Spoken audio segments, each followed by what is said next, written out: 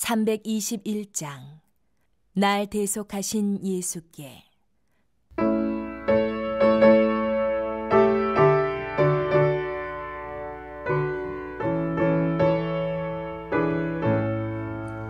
날 대속하신 예수께 내 생명 모두 드리니 늘 진실하게 하소서.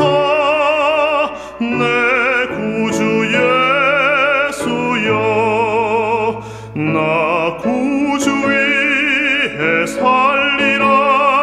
내 기쁨 없으리. 내 갈 길 인도하소서. 내 구주 예수여, 날 구원하신 예수를 일평생 의지하오니 날 영접하여 주소서. 내 구주 예수여, 나 구주 위에 살리라. 내 기쁨 한량없으리. 내 갈 길 인도하소서. 내 구주 예수여.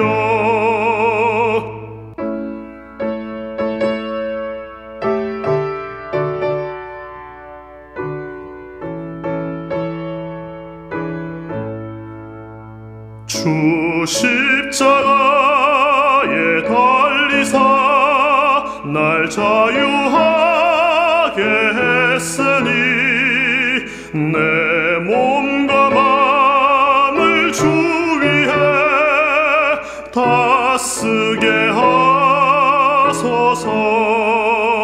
나 구주 위에 살리라. 내 기쁨 없으리. 내 갈 길 인도하소서. 내 구주 예수여.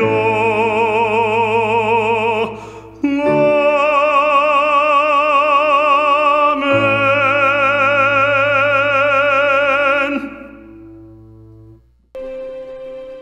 하루는 예수께서 성전에서 백성을 가르치시며 복음을 전하실세 대제사장들과 서기관들이 장로들과 함께 가까이 와서 말하여 이르되, 당신이 무슨 권위로 이런 일을 하는지, 이 권위를 준 네가 누구인지 우리에게 말하라.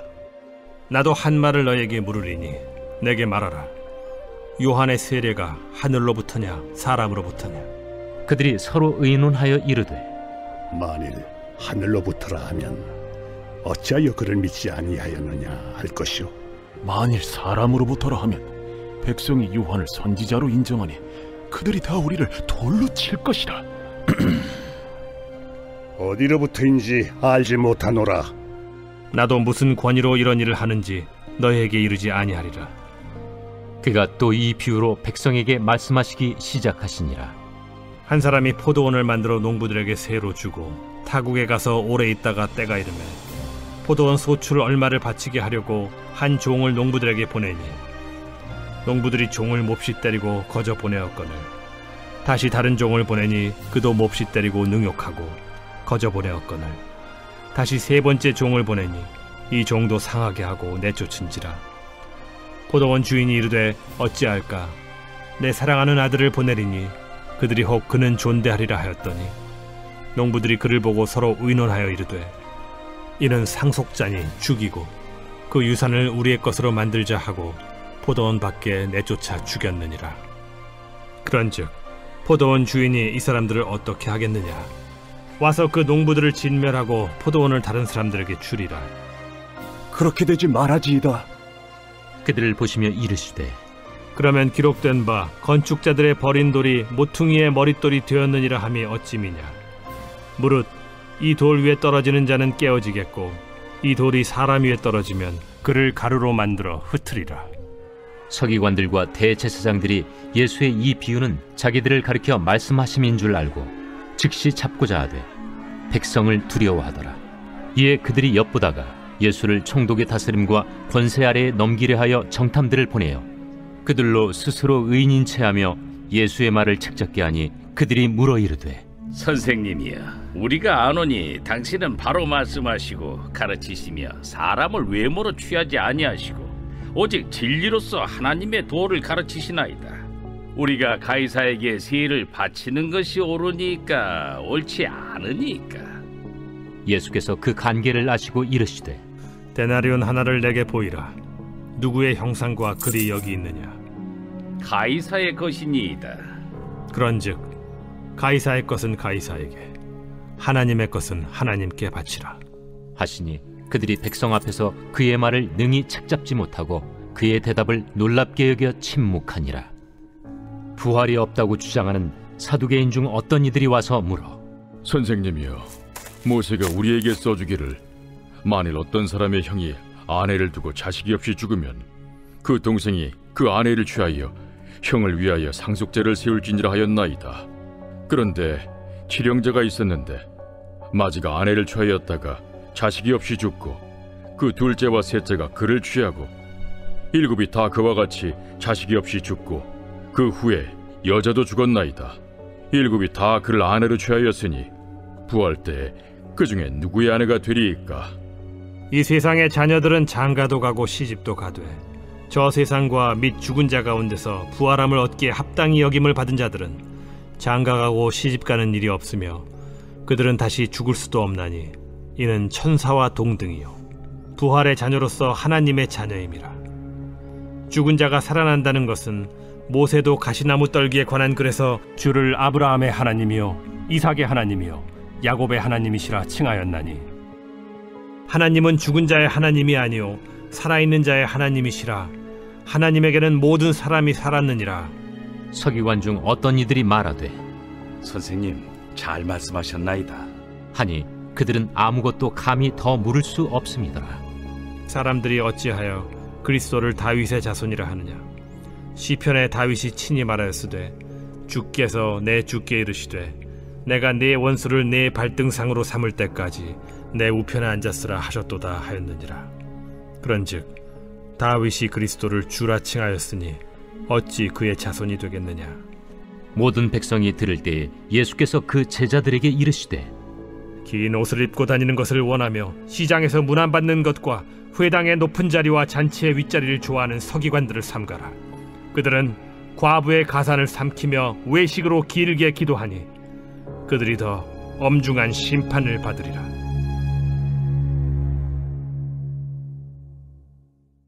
오늘 우리가 함께 살펴볼 말씀은 누가복음 20장입니다. 누가복음 20장을 살펴보기 위해서 우리는 그 전에 있는 19장의 스토리를 아주 조금만 함께 살펴보고 넘어가고자 합니다. 19장에서는 예수님께서 삭개오를 만나시고 그에게 복음을 전하시고 이제 그의 집에 구원을 베풀어 주셨습니다. 그 후로는 예수님께서 나귀를 타고 예루살렘으로 들어가시죠. 들어가실 때 백성들이 나와서 호산나를 외쳤고 엄청난 환영을 받으시면서 입성을 하십니다. 그리고는 성전을 가셔서 그곳에 장사하고 있는 장사치들을 전부 쫓아내시고 성전을 정결케 하셨습니다. 이런 행보를 보여주신 예수님을 바라보고 있는 대제사장들, 서기관들, 장로들은 가만둘 수 없어서 예수님을 찾아가기로 하죠. 그 후로 20장부터는 이제 대제사장들의 무리들과 예수님과의 부딪힘이 본격적으로 시작이 됩니다. 1절을 한번 살펴보겠습니다. 하루는 예수께서 성전에서 백성을 가르치시며 복음을 전하실새 대제사장들과 서기관들이 장로들과 함께 가까이 와서, 이들은 예수님께 가까이 왔다 이렇게 얘기하고 있습니다. 가까이 왔다는 것은 그냥 친근한 목적으로 가까이 간 것이 아니라 예수님께 시비를 걸고자, 예수님의 흠을 찾고자 한 것입니다. 오늘 누가복음 20장의 말씀은 예수님과 대제사장의 무리들과의 토론의 내용입니다. 1절부터 18절의 내용은 권위의 문제를, 권세의 문제를 갖고 토론을 하고 있고, 19절부터 26절에서는 납세의 문제를 토론하고 있습니다. 그리고 23절에서 40절에까지는 부활의 문제 등을 정말 답하기 어렵고 까다롭고 위험한 문제들을 계속 던지면서 예수님을 잡으려고 하죠. 예수님을 공격하려는 이들은 바로 대제사장들, 서기관들, 그리고 장로들이라고 기록하고 있습니다. 이들은 사내들인의 소속이죠. 즉 이스라엘의 최고 의결 기관이 멤버들이었고 이스라엘의 지도자들이었다는 것입니다. 백성들을 말씀으로 가르치고 그들을 올바른 길로 인도해야 되는 종교 지도자들이 예수님을 핍박하려고 궁지에 빠뜨리려고 하고 있다는 것이죠. 도대체 그 이유가 무엇일까요? 왜 이들은 이렇게까지 예수님을 공격하고 있고 핍박을 하려고 있는 것일까요? 그 이유는 바로 그들이 쌓아 올린 성이 흔들리기 때문입니다. 수년간 그들이 쌓아 올린 위치, 명성, 권위, 부, 지혜, 이 모든 것이 이런 성들이 예수 그리스도의 등장으로 흔들리기 시작했다는 것입니다. 예수님이 가르치시는 그 복음이 그들의 성을 뿌리부터 흔들고 있었다는 것이죠. 자신들이 쌓아 올린 그 기반들이 자칫 잘못하면 송두리째 무너질 수 있기 때문에 그들은 예수 그리스도를 어떻게 해서라도 막으려고 했던 것입니다. 그렇기 때문에 이들은 예수 그리스도를 찾아와서 따지듯이 물어본 것입니다. 바로 2절입니다. 말하여 이르되 당신이 무슨 권위로 이런 일을 하는지 이 권위의 주인이가 누구인지 우리에게 말하라, 이렇게 얘기합니다. 우리들이 사내들인의 최고의 위원들인데, 우리들이 그 멤버들인데 당신에게 성전에서 장사꾼들을 내쫓아낼 권위, 이렇게 말대로 말씀을 전할 권위, 이런 걸 준 적이 없다. 도대체 너는 누구의 권위로 이러는 것이냐 하면서 이렇게 따지는 것이죠. 그런데 여기서 이들이 말하는 권위는 무엇일까요? 이들이 말하는 권위는 바로 이 땅의 권위입니다. 사람이 주는 권위입니다. 대제사장, 서기관, 장로, 이 모든 직책들이 사람들에 의해 주어지는 직책들이었습니다. 대제사장, 물론 하나님께서 아론을 대제사장으로 세우시죠. 그렇기 때문에 대제사장은 레위 지파 사람이어야 하며 사독의 계열이어야 했습니다. 그리고 아버지가 대제사장이어야 했죠. 그 외에 서기관들이 되려면 랍비 교육을 전부 이수했어야 합니다. 또한 그냥 공부만 잘하는 것은 끝이 아니라 3명의 권위자들의 인정을 받았어야 했습니다. 즉 빽이 있었어야 했다는 것이죠. 공부보다 외모보다 혈통보다 결국 라인이 중요했던 것입니다. 그리고 장로는 자신이 머무는 지역에서 사람들이 뽑아줬어야 했습니다. 즉 이들의 권위는 결국 사람들이 뽑아줘야 했던 것이죠. 사람들의 눈치를 봐야만 얻을 수 있었던, 사람들에게 잘 보여야만 얻을 수 있었던 권위였습니다. 전부 이 땅의 것, 인간적인 것이었습니다. 사람들로부터 얻는 권위로 호의허식하며 살아가고 있는데 난데없이 갑자기 예수라는 작자가 나타나서 성전을 뒤집어 엎은 것이죠. 자신들의 권위로 장사하고 있던 이들을 전부 다 쫓아내신 것입니다. 19장 45절 46절을 한번 보겠습니다. 성전에서 들어가사 장사하는 자들을 쫓아내시며 그들에게 이르시되 기록된 바 내 집은 기도하는 집이 되리라 하였거늘 너희는 강도의 소굴로 만들어 놓으라 하시니라. 대제사장과 서기관들의 권위를 무너뜨리고 성전의 본질을 바로 세우셨습니다. 성전은 기도하는 집이라는 사실을 다시 한번 각인시킨 것입니다. 성전이 기도하고 제사 드리는 곳이라는 것을 정한 것은 바로 하나님이십니다. 바로 하늘의 권위로 세워진 것이 바로 성전입니다. 그런데 너희 대제사장이라는 자들이 이 성전을 강도들의 소굴로 만들어 버렸도다, 이렇게 말씀하시면서 꾸짖은 것입니다. 이렇게 올바른 말을, 바른 말을 하시는 예수 그리스도가 이들에게는 정말 위협적으로 다가왔습니다. 이 사건으로 인해 이 대제사장들은, 서기관들은 자신의 권위가 흔들려버린 것을 느꼈고 백성들이 자신들의 권위에 의문을 갖기 시작한 것을 보고 도저히 두고 볼 수 없어서 예수님과 단판을 짓기 위해서 함정이 가득 찬 질문을 들고 나아간 것이죠. 너는 누구의 권위로 이런 일을 하느냐? 이 질문은 정말 함정으로 가득 찬 질문입니다. 어떻게 대답해도 죽을 수밖에 없는 정말 위험한 질문이었습니다. 이 질문의 본질은 결국 너의 권위가 하늘로부터냐 사람으로부터냐 였습니다. 만약 예수님이 하늘로부터다 이렇게 대답했다면 그럼 증명해봐라. 예수님 무슨 증명하더라도 그들은 그 증명을 믿지 않고 그를 예수 그리스도를 돌로 쳐 죽이려고 했었던 것이죠. 반대로 사람으로부터다 이렇게라고 대답을 했다면 사람의 최고 권위자는 그때 당시 로마 황제였고, 그러나 로마 황제는 너에게 그런 권위를 준 적이 없다. 아니면 사내들이 준 것이냐 하면서 우리는 너에게 그런 권위를 준 적이 없다 하면서 예수 그리스도를 돌로 쳐 죽이려고 했던 것입니다. 어떤 대답을 해도 결국 그들이 이기는 질문이었습니다. 이 위험한 질문에 예수 그리스도께서는 이렇게 대답을 하십니다. 3절입니다. 대답하여 이르시되 나도 한 말을 너희에게 물으리니 내게 말하라. 아주 획기적인 방법이죠. 오히려 역으로 질문을 다시 하십니다. 질문에 질문으로 대답을 하는 것, 이것을 랍비들이 자주 사용하는 대답의 방식이라고 합니다. 질문을 던지자 더 본질적인 질문을 던져서 스스로 대답을 하게 만드는 것입니다. 예수님도 이렇게 지혜롭게 역으로 질문을 던질 것이죠. 바로 이런 질문이었습니다. 요한의 세례가 하늘로부터냐 사람으로부터냐? 이 질문을 역으로 받은 사내들이나 권력자들은 완전 당하고 패닉에 빠지고 맙니다. 왜냐하면 세례 요한은 이들이 그토록 무시했던 인물이었기 때문입니다. 세례 요한이 누구인가요? 광야에 외치는 소리였고 백성들에게 세례를 베풀며 회개하도록 외쳤던 자였습니다. 예수님께 세례도 주었죠. 마지막에는 헤롯 왕에게 직언을 하다가 결국 목이 잘려 죽고만은 정말 의인이었습니다. 살면서도 의인이었고 죽어서도 의인이 된 아주 모두가 인정하는 의인이었죠.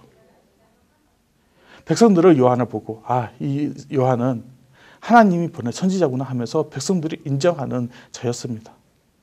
그런 그가 예수 그리스도를 만나서 예수님께 세례를 주자 하늘 문이 열리고 성령님이 내려오셔서 하나님의 음성이 들리죠. 이는 내가 기뻐하는 자요 사랑하는 자라. 그리고 요한이 예수 그리스도를 보고 이렇게 고백합니다. 나는 그의 신발끈도 매지 못하는 자다. 그는 십자가를 지고 가는 하나님의 어린 양이다. 나는 쇠하여야 하고 그는 흥해야 한다. 이렇게 말을 합니다. 그를 따르라고 얘기를 합니다. 이렇게 요한의 세례를 하늘로부터 왔다고 고백을 하게 된다면 그가 고백한 예수 그리스도도 예수 그리스도의 권위도 자동적으로 하늘로부터 왔다는 것을 인정하게 되는 것이죠. 반대로 세례 요한의 세례가 사람으로부터 왔다 이렇게 얘기하면 요한을 거짓 선지자로 몰게 되는 것이고 결국 요한을 인정하고 있는 사람들이 아주 크게 화가 나서 오히려 대제사장들, 서기관들에게 돌을 던질 수도 있는 상황이 벌어질 수 있었던 것입니다. 이런 난감한 질문에 답을 요구하고 계시자 그들은 자신들끼리 모여서 회의를 합니다. 이렇게 말하죠. 그들이 서로 의논하여 이르되 만일 하늘로부터라 하면 어찌하여 그를 믿지 않았느냐 할 것이요. 만일 하늘로부터 왔다 하면 그러는 너는 왜 나를 믿지 않는 것이냐 하면서 예수님께서 따질 수 있는 것이죠. 왜 나를 따르지 않는 것이냐? 왜 나를 믿지 않는 것이냐? 내가 바로 하나님께서 보낸 사람이다. 내가 하나님의 아들이다. 왜 이 사실을 믿지 않는 것이냐? 라면서 그들에게 불신앙의 문제를 제기할 수 있는 것입니다. 그리고 그 문제로 인해서 그들의 권위는 땅으로 떨어져 버릴 수밖에 없는 것이죠. 그렇기 때문에 그들은 절대 인정할 수 없었던 것입니다. 하지만 반대로 대답하는 것도 정말 힘들었을 것입니다. 6절입니다. 만일 사람으로부터라 하면 백성이 요한을 선지자로 인정하니 그들이 다 우리를 돌로 칠 것이다.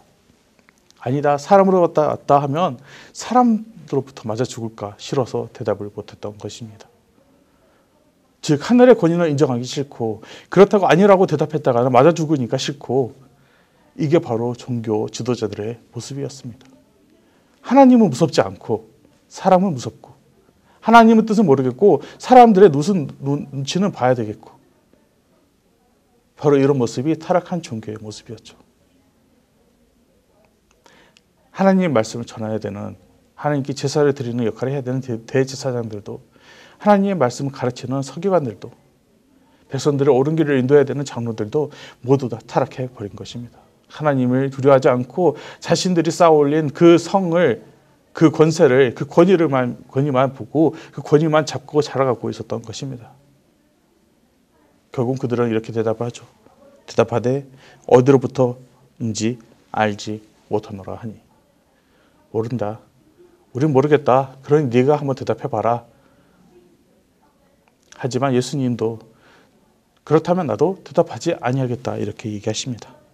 예수께서 이르시되 나도 무슨 권위로 이런 일을 하는지 너희에게 이르지 아니하니라 하시니라. 예수님은 답을 하지 않겠다고 하셨지만 이미 다 대답을 하셨죠. 너희들이 그렇게 인정하지 않으려 하지만 나는 하늘의 권위로 지금 너희에게 말하고 있다. 행동하고 있다. 이렇게 이미 대답을 하신 것입니다. 그리고 대제사장들도 서기관들도 장로들도 이미 자기 마음속으로는 그 사실을 알고 있었을 것입니다.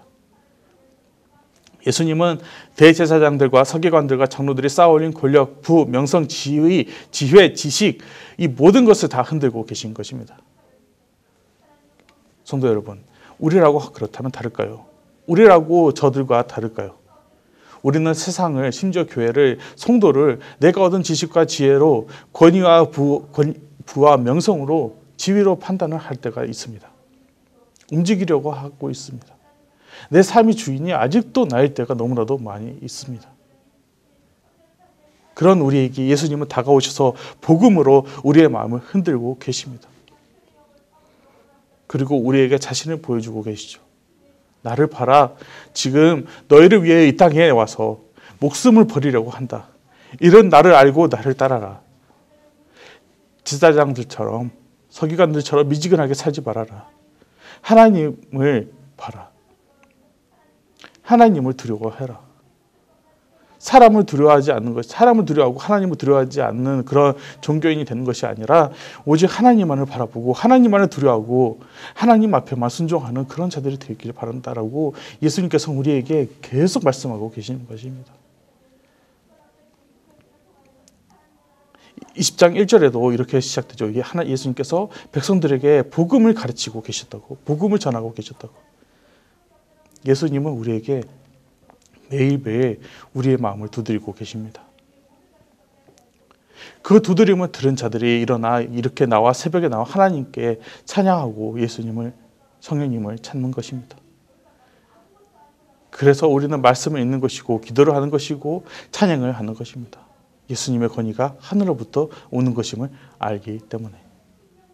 세상은 사람으로부터 나온 권위로 우리를 계속해서 핍박할 것이고 괴롭힐 것입니다. 그 이유는 우리가 복음을 전하기 때문입니다. 그리고 그 복음이 그들의 성을 흔들기 때문입니다. 그러나 우리는 흔들리지 않고 끝까지 예수님을 따라갈 것입니다. 왜냐하면 우리가 믿는 그리스도의 복음은 하늘로부터 왔기 때문입니다. 바울이 자신의 모든 것을 해로 여김은 그리스도 예수를 아는 지식이 가장 귀하기 때문이라고 고백한 것처럼 매일의 삶 가운데서 이 고백을 외치면서 승리하시는 하루를 보내시기를 간절히 축복합니다. 함께 기도하겠습니다. 하나님, 주님의 음성을 듣고 일어나 성전에 나와 주님을 찬양하게 하시니 감사드립니다. 우리가 주님의 음성을 들을 수 있는 것조차도 주님의 은혜임을 고백합니다. 하나님, 서기관들과 장로들과 대제사장들이 예수 그리스도께 던졌던 질문, 당신의 권위는 어디로부터입니까? 이 질문은 우리가 망설임 없이 대답할 수 있게 하여 주시옵소서. 예수님의 권위는 하늘로부터 왔고 우리는 그 예수 그리스도를 믿고 그분의 사랑을, 복음을 이 세상에 전하기 위해 있음을 부끄러워하지 않고 두려워하지 않고 고백하게 하여 주시옵소서. 다윗처럼 말씀을 사모하고 찬양하고 바울처럼 그리스도를 아는 지식을 위해 나의 모든 것을 내려놓는 믿음을 허락하여 주시옵소서. 우리에게 구원이 되시고 복음이 되신 주 예수 그리스도 이름으로 기도드렸습니다. 아멘.